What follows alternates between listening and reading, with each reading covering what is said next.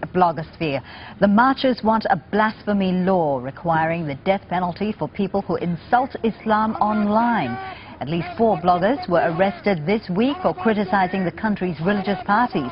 The government accused them of inciting violence, but critics say it's stifling free speech. The protests come after weeks of unrest rooted in Bangladesh's battle for independence. Now, the country broke away from Pakistan in 1971.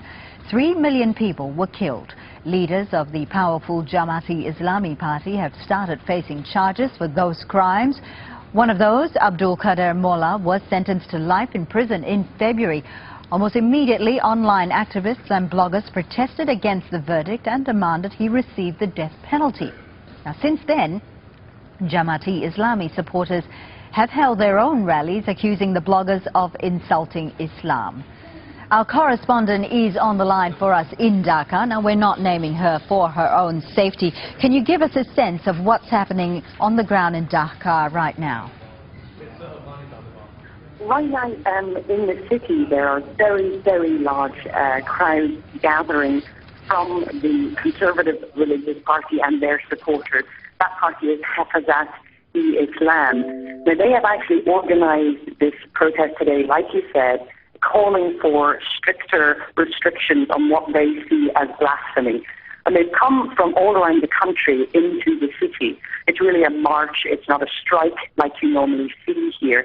So far, it seems to be peaceful. We've heard of one death has been confirmed, and that was last night when there was a fight between supporters of the Hafazat-e-Islam party and the ruling Awami League. One Awami League activist was killed. Now, usually what you'll see in Dhaka during these times in recent months is a higher death toll and much more violent. But so far today, it has been fairly peaceful, although the crowds are very, very big. And as you say, the crowds are very big, and we're right now looking at pictures where the crowds are definitely swelling and moving more towards the capital, Dhaka. Now, no doubt it's a very tense situation. How have the authorities prepared themselves for this? Well, the authorities now have more and more experience with this. In the last few months, they've been dealing with not just protests, but really quite violent protests. So they're really prepared. They have riot police. They have all different kinds of police here.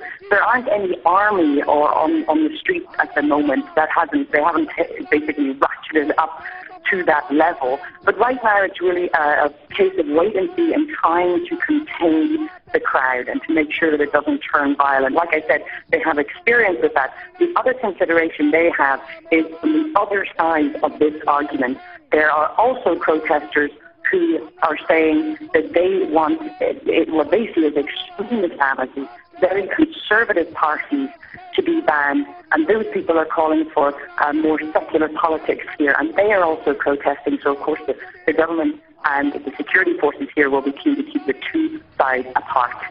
Right, we're going to have to leave it there. That's our correspondent speaking to us from the capital of Bangladesh, Dhaka.